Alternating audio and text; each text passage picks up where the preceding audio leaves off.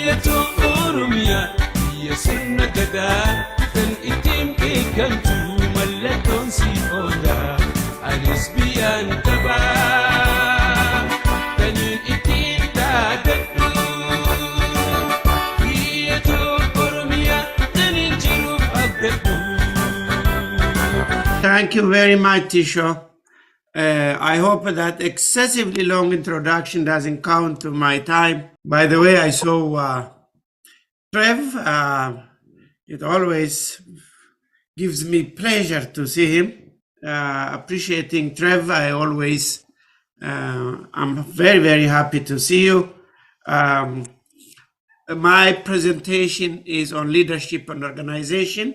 Some of the issues around linking these two, leadership and organization, have been asked, so I hope I will at least in part answer that. There are two classes of leaderships. One is a core leadership, collective leadership, and then the other one is an individual leader. If we take an organization, it needs both. I'm not talking, just by way of disclaimer, I'm not talking about collective or core leadership. When we talk about KFAO, it has its core leadership. OLF, it has its core leadership. And then they also have leaders, individual leaders. So my topic is about individual leaders, not about core leadership. With this disclaimer, I also want to emphasize the fact that it is extremely important to have core leadership, not just a leader. Our organization's success very much depends on core leadership, which at least our political organizations have been lacking for many, many reasons I don't want to get into now. Also, my presentation is my observation. It's not an expert driven or literature driven presentation. It just is my natural observation. Tisho mentioned organic. I like that word. So if there is anything that I want you to take from my presentation, I can also tell you right away before we get into the details. It is passion. And this doesn't exist in many of the definitions in the literature, but a leader must have a passion. And I will again and again come to that word, and that is my end message. Finally, as a footnote also, before I start my presentation, a leader can be an evil man. It doesn't necessarily have to be good. There are bad leaders and there are good leaders. It is very, very important to be aware and avoid imposters. This is the outline of my presentation, defining a leader, who is a leader, and that passion I just mentioned. And I'll give you examples. I can cut some of these examples depending on my time. And finally, I will have some conclusion. And to answer the first question, who is a leader? A leader has someone who takes risks and is motivated, and he challenges the status quo. And finally, he makes sure he or his organization has the support and tools to achieve its goals. Now, this is from the literature. This is not my definition. This is not my invention. What really lacks, in my opinion, in all these definitions and explanations about leadership is the word passion, as I mentioned earlier. So I would add the leader has to have a passion for something. We have had many, many leaders in our history, individual leaders, and yet they were very, very passionate. In fact, in my opinion, Abu Nesairos is the most recent Oromo leader. that the situation created. It is created. I know there was a discussion earlier, and I think it was Dr. Gamacho or somebody who said we can train leaders. Of course, we can train, but there is also an Oromo saying, "Jagna malkat ala." The situation brings out the passion out of you, and I'll give you some examples of leaders who were born out of a situation, out of a need. What distinguishes the leader is or her ability to influence, motivate, and enable others to contribute to the organization's success. One can be, as I mentioned earlier, a good leader, or one can be a bad leader. A good leader has to have soft skills. That is what the literature says. But I added again a culmination of passion and determination, which must accompany those skills. What is a leader? Again, that passion comes to me. When what are those soft skills that a leader must have? One, teamwork. I think we have that abundantly.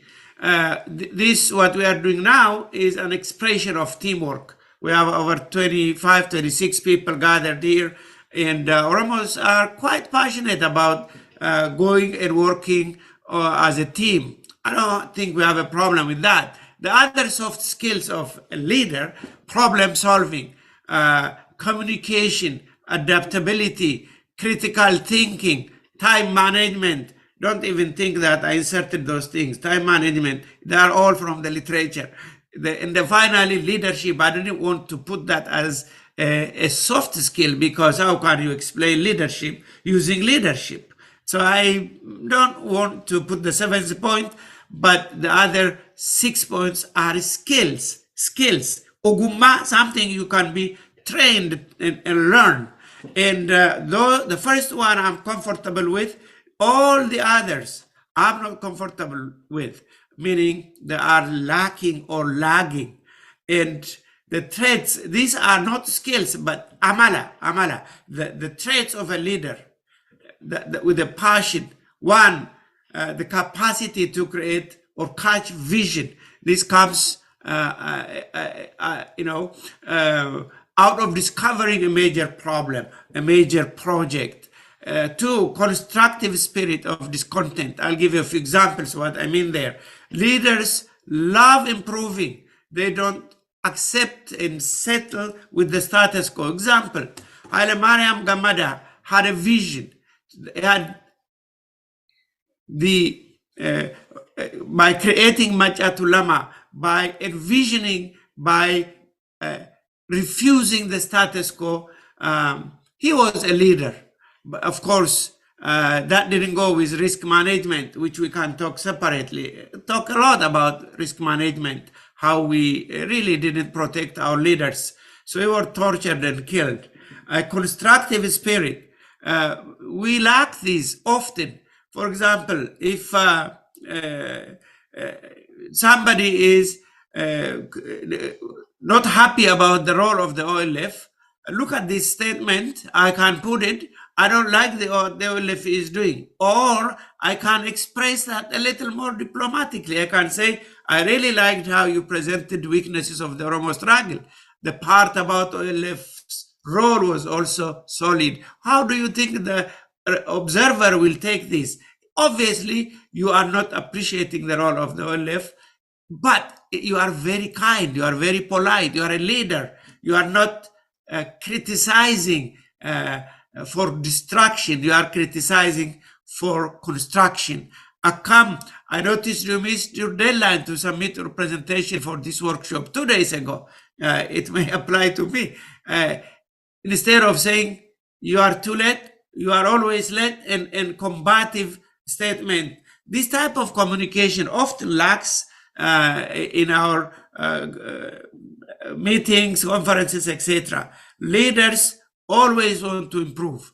If you want to have an example, I can mention how Obama passionately, determinedly improved the healthcare of this country. There was a question earlier. Is a leader born or is it trained and acquired? Remember, whether the leader is born or trained, there must be passion in him or in her.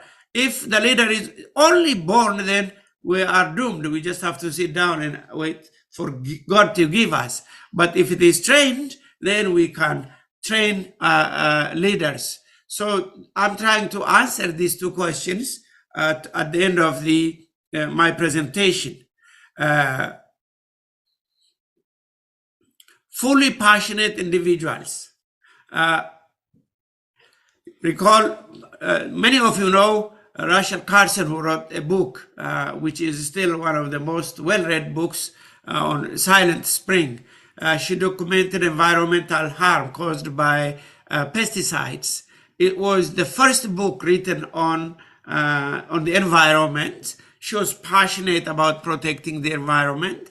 She was the first single voice. Now look where environmental problems are. In fact, all governments in all the world, all the countries talk about environmental issues that one lady, Rachel Carson, captured, and she put her passion behind it.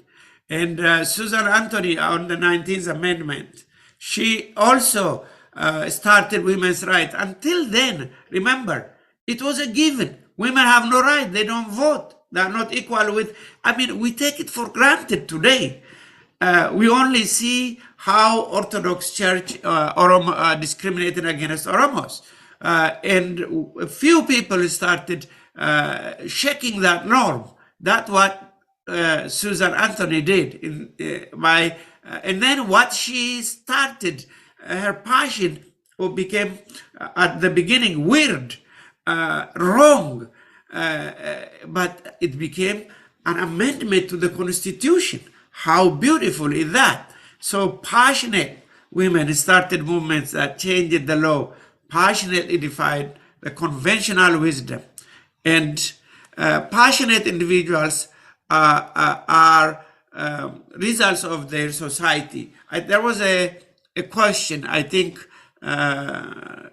somebody asked, in the forest of ardent needs, the passionate individual is a kanke. In fact, in Oromiyaa, as I mentioned earlier, Jagna Malkat Ala. There are stories where a very cowardly person all of a sudden became Jagna, hero, because he was cornered.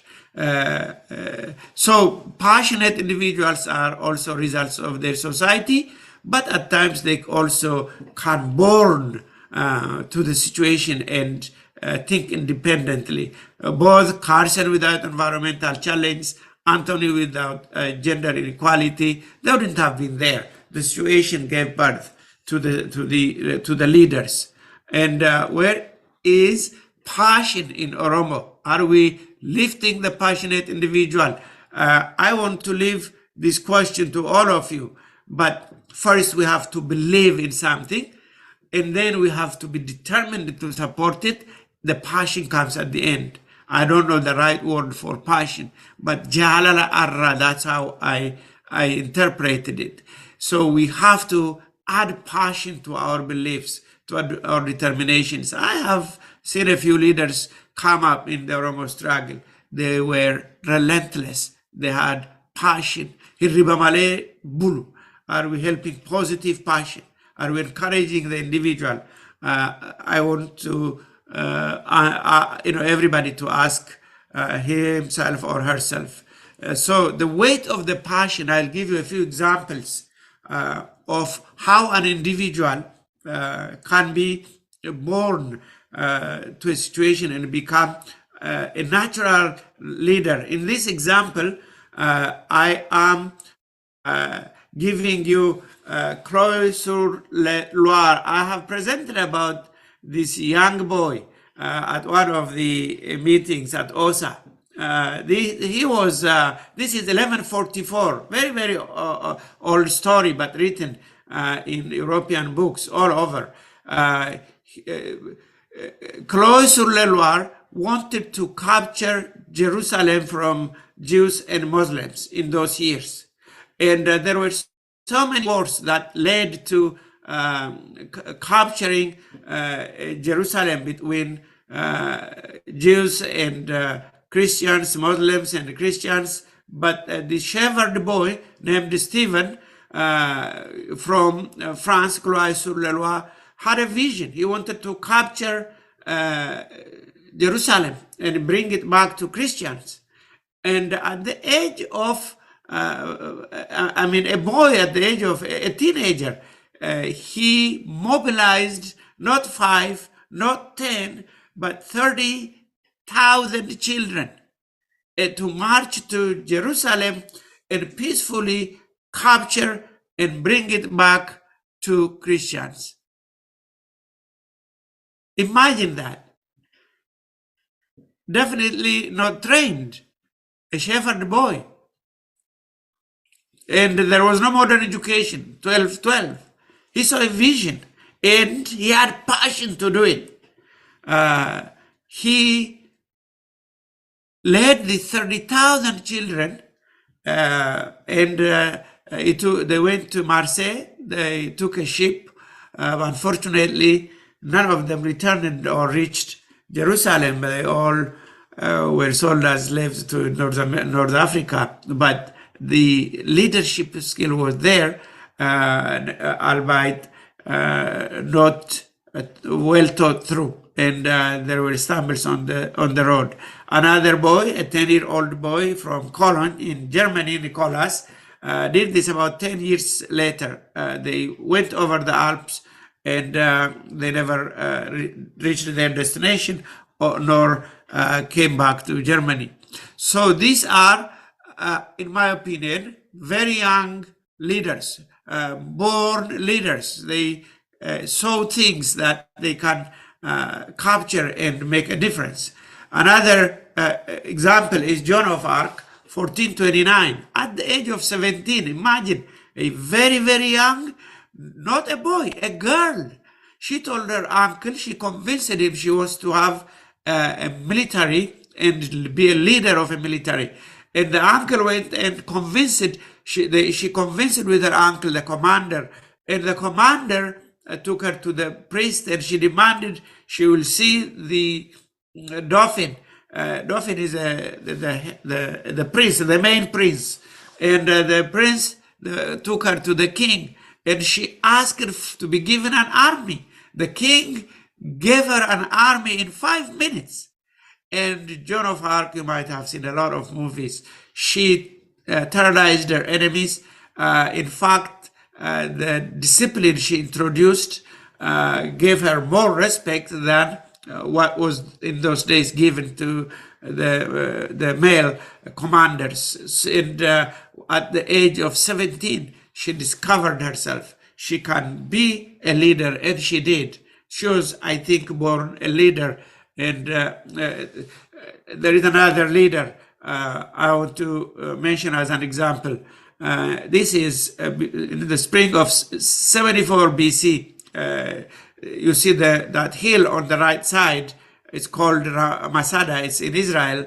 And the Romans encircled the Jews. And only that Masada, the ones, about 960 of them on the top of that hill were remaining. And when the Jews came, they all knew 960 of them will be sold as slaves. So Elazar ben Yair, he convinced 960 of them to commit suicide. And only 2 women were left out of 960 to tell the story. They were hiding before others who were killed. How did Elazar ben Yair convince 960 people to commit suicide? He was a leader. People trusted him and they gave their lives for an ideal that he introduced to them. And by the way, Mossad, the word comes from Masada, that is the hill. And you can also have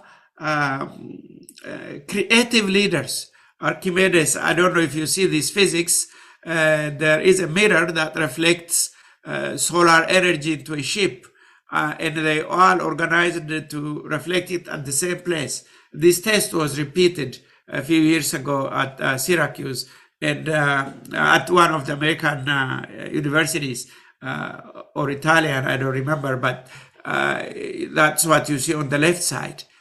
By concentrating mirrors, they burned the ships of the Romans.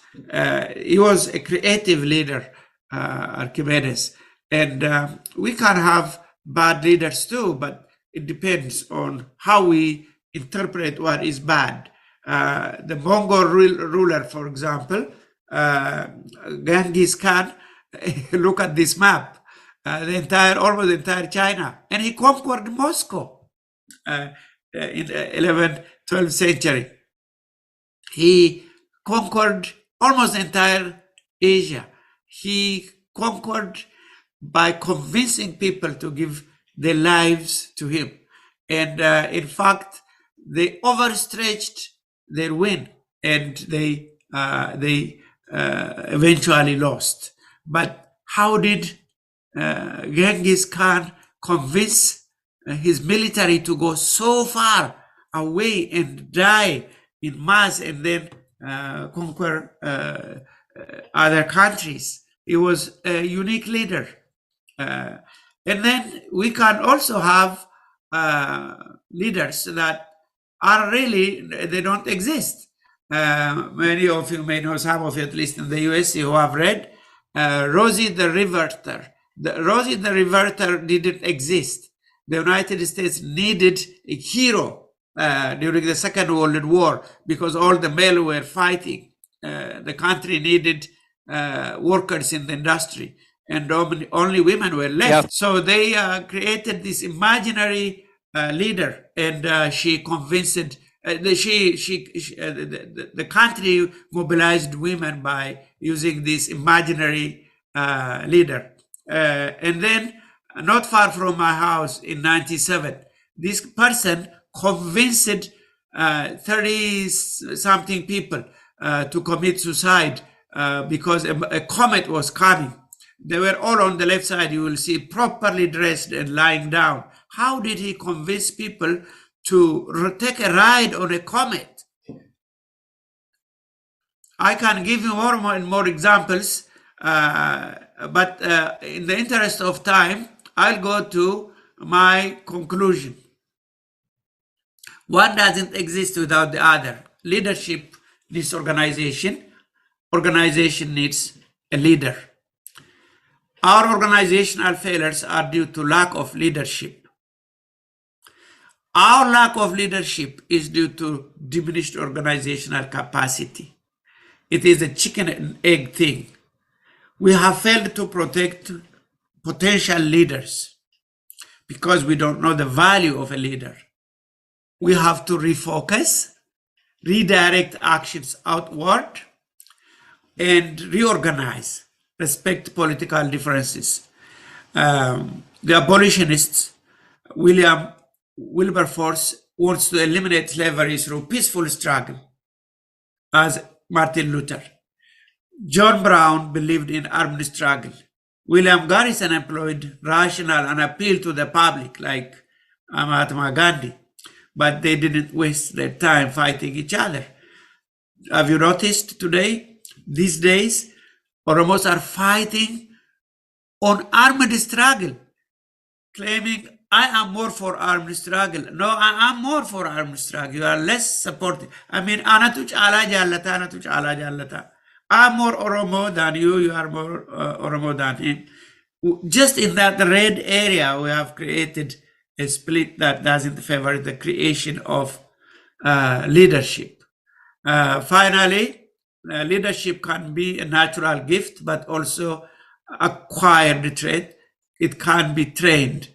They are different. The leader is not necessarily a performer in the organization, just like the violinist will not necessarily make the best conductor. So leadership is born and leadership is also acquired. Are we giving birth to leaders? Are we training leaders? Thank you very much. What a wonderful presentation, Professor Asfal. Really, some great examples, great stories to make your point. The passion, I think, if I have to sum up his presentation in one word, I think passion is the best word to sum it up. People with a vision, and they believe their vision, they become passionate, and that passion, you guys all know that passionate people are fearless. They are fearless. They're determined. They will challenge the status quo. They're not afraid to take risks. They're the ones that bring about change, and they do motivate others. Now we have the next 15 minutes to have Q&A. You guys can ask your questions or comments as welcome. Raise your hand and then I'll call on you and we'll go in that order. Raise your hand fast because at the end, I'm not going to give you time if time runs out. We only have 15 minutes. Leaders are born. Oh, Dr. BIRMADUU, you have it. Sorry, Professor Asfal, there is one statement you made that I have trouble getting the core message. When you say the organization, for leaders to emerge, organization is necessary, or vice versa. Is that correct? Am I quoting you correctly? Yes, you have. I am concerned unless you give me good evidence to believe organization is critical to the emergence of a successful leader. Why should it be? Especially, I mean, leaders created organizations, that is for a fact. But how would the organization become a precondition for a leader to emerge? Galatomi. I'll give it to Professor Asfal to answer. I also have I have something to add, but I'll do it after. By organization, in that sense, I meant an audience. You can't, in other words, if you are going to lead, there must be that thing that you are going to lead. And that, whether it is organized or not, I took it in a broader sense of organization. But the correct word probably should be an audience, a target audience. For example, the 960 on Mount Masada, whether they were organized or not, is a new political term, but they are the target. They are the ones who needed a leader, and the leader was leading the 960, or the victims of Rancho Santa Fe. They were not necessarily organized, but I took them as organization. So in a broad sense, anybody who is being led, whether organized or not, I took as an organization. Did I make sense? Yeah, I think, yeah, to add to it also, on the same slide you had in a small font on in the blue on the bottom, I saw, like, for example, there would not be no Susan B. Anthony if there was no woman suffering and things like that. That's the way I understood it. Correct. Is Dr. BIRMADUU satisfied with the answer? Hey, I mean, the 50% of that equation is 100% correct. I mean, we all agree. Your own example, the guy who was able to persuade people to go and kill themselves, that is a classical leader for evil purpose in this case. He did not somehow emerge out of any existing organization, whether that is a community, target audience, or a specific structure that was created and functional. He started on his own and emerged as a leader, had a vision, whatever that vision was, able to convince everybody to have that vision and follow him and be willing to sacrifice anything to realize that vision. That is a classical, from my understanding of the way leadership is defined, that is a classical leadership quality. And you can see when we reflect back in our organization, we lack that in a big way to say. Thank so. you. Thank you very much. I've seen several hands go up. I'm thinking they're going to contribute to this discussion. Dr. Dempsey first, and then I'll call on the rest. Nice presentation, Dr. Asfaw. I have few comments and then one question. So yes, leaders are born as well as made, as you rightly said. But the concept that leaders are born is getting archaic. I mean, it's not much accepted by many scholars in the field. But nonetheless, that still work is, in a sense, leaders need to have very key traits, like we may say they have to be intelligent, they have to have self-confidence, determination, integrity, sociability, emotional intelligence, and so on. These are some of the traits that we need to have in leaders. But again, skills, particularly leaders' capabilities, are very important in terms of technical skills that you just mentioned, human skills, conceptual skills, which are very important. Not only this, but also behaviorally, they may be categorized as leaders who are with task behaviors, who want to see, want to give more precedence to task. And there are also relationship behaviors who, in most cases, want to build relations. In fact, focusing on the goals. So combining all these is where we see a good leader. And always 4 terminologies, like 5 terminologies are there when we see a leader. The process, the interaction between leader and follower, as well as the person who is leading, the leader. Influence. Without influence, we don't have leader. So a leader who doesn't influence the group in a positive way, we cannot call a leader. So there has to be a group, constituents, as well as there should be a common goal. So that all package make what we call leaders, leadership. So leaders are then, they have these key traits as well as these key skills that we could develop through training and so on.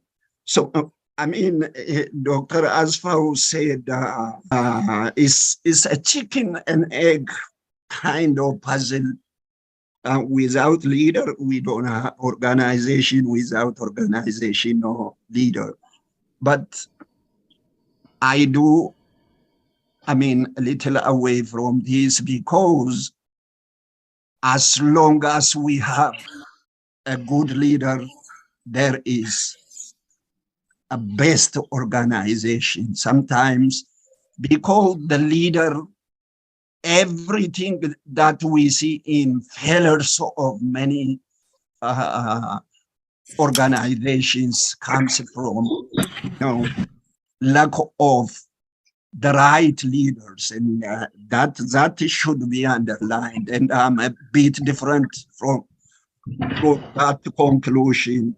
It's not a chicken and egg puzzle, but it's the leader who makes the organization. Before Dr. Asfas answers that one, I will give it to Dr. Guluma to make his comments.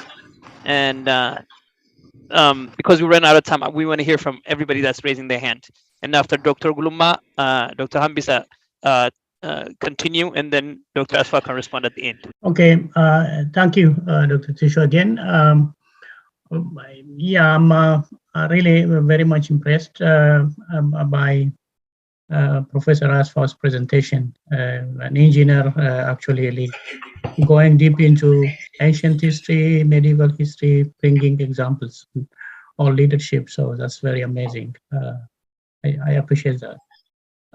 Having said that, I think some of the examples of the leaders that he cited from history, yes, it's very, very, they are outstanding in terms of mobilization.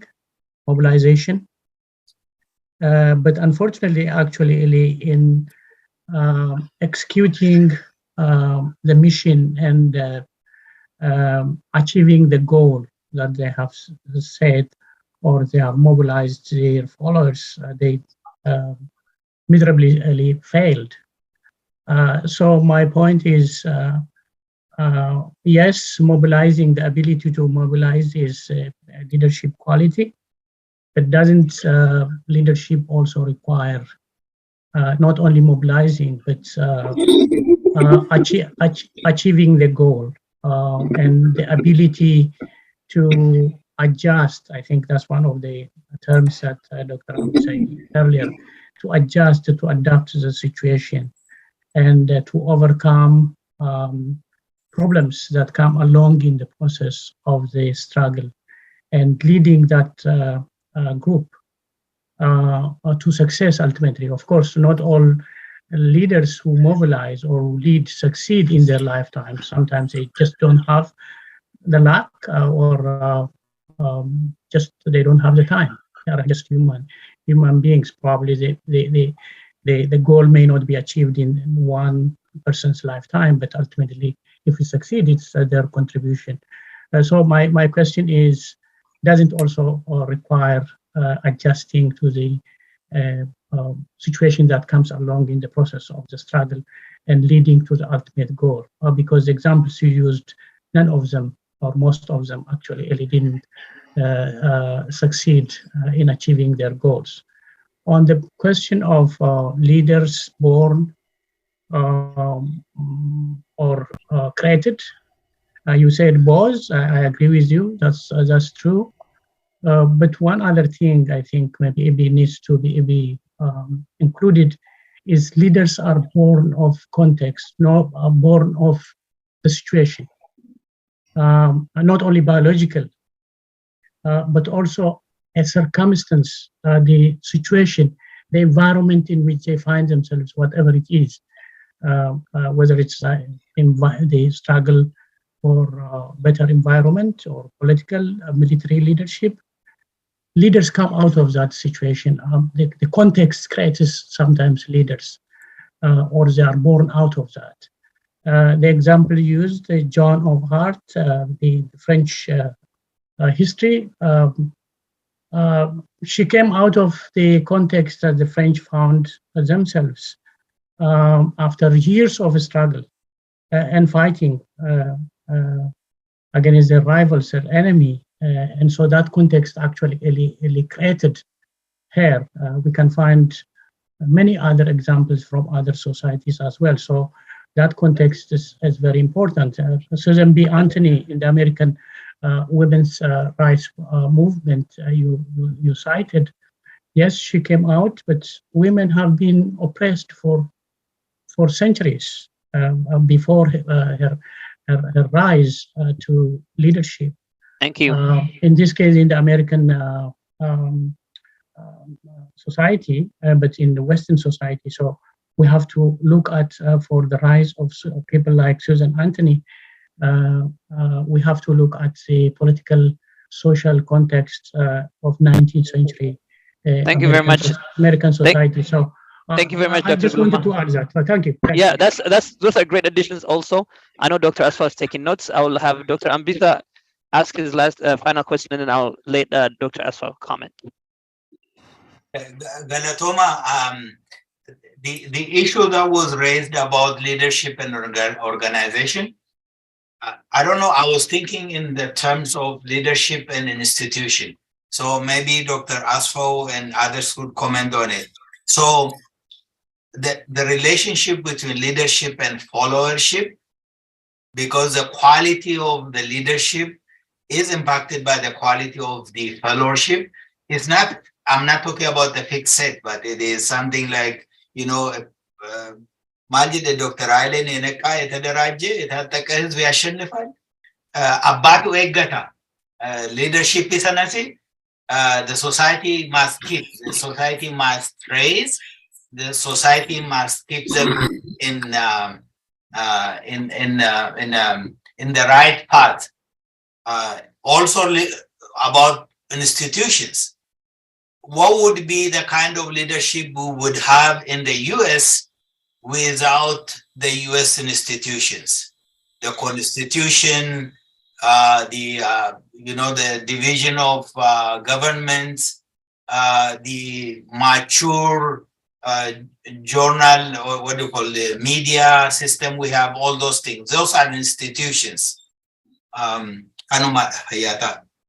Thank you, Dr. Asfa. Please take a few minutes or a couple of minutes to comment on from Dr. Damise, Dr. Gulma, and Dr. Ambisa. Raised great points. I will be very brief. This relationship between leader and an organization has come repeatedly, and it was started by Dr. Bahru. What I'm saying is a leader has to lead.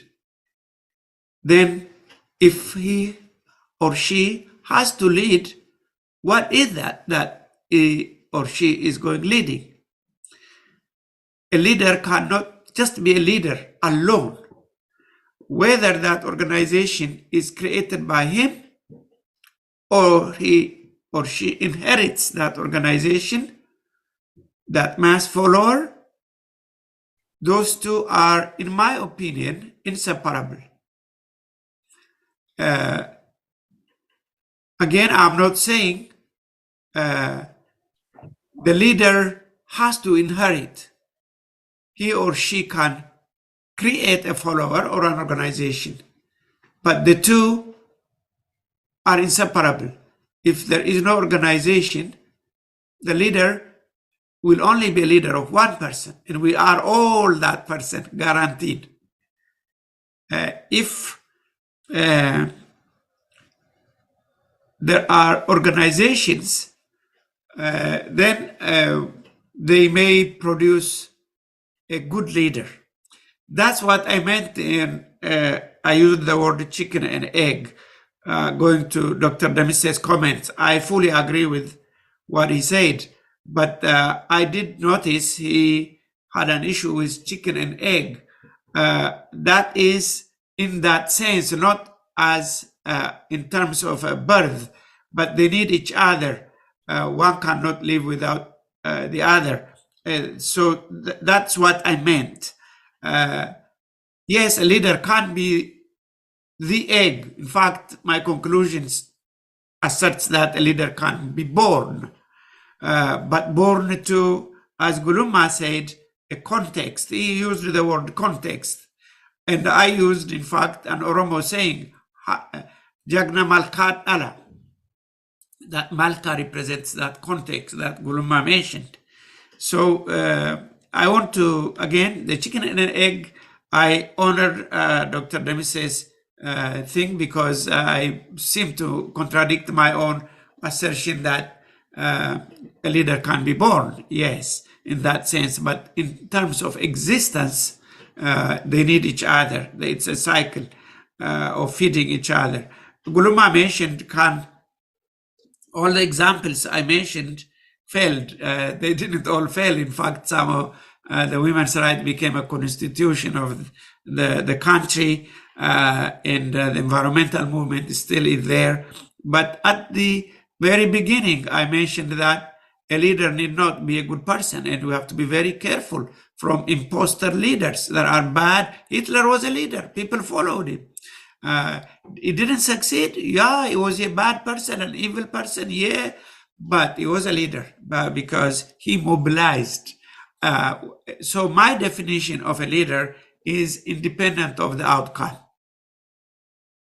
Okay, Dr. Guluma, I respectfully respect if you disagree, but a leader for me is independent of the outcome. In fact, the leader may start halfway, he can be sacrificed, he may be killed, but he still was and is a leader. In fact, I mentioned, I gave an example of the reverter, an imaginary leader that the US government created for women to rally behind. So leaders can be created even imaginarily. She didn't exist in reality. She was just a picture. And that's there was a context and engineered the leader. That is just to save time. I agree with Dr. Hambisa, and actually I agree with everybody. Now that Dr. Bahru raised his hand by mistake, we have to wait and see what he has to say. I don't think I'll give him time to, unless it's his house is burning down. Very quick comment. First of all, my belated big thank you to Professor Aspa. You really did incredible justice, which I did not mention. I'm so sorry. No, Aspa, I think I'm beginning to get insight into where you come from. I think if you were just talking about somebody who calls himself a leader, yes, what we are saying is correct. But if we put that qualification to successful leadership, probably then we are talking about a different leader or leadership qualities, traits, and what have you. So I'll dive into that when I give my presentation. Thank you very much. Thank you very much. I love the fact that these discussions are coming up and we're actually cutting them short because one, we will have some time at the end and tomorrow at the end to discuss a little more in depth of these things. And also, I hope this conversations continue beyond these two webinar days.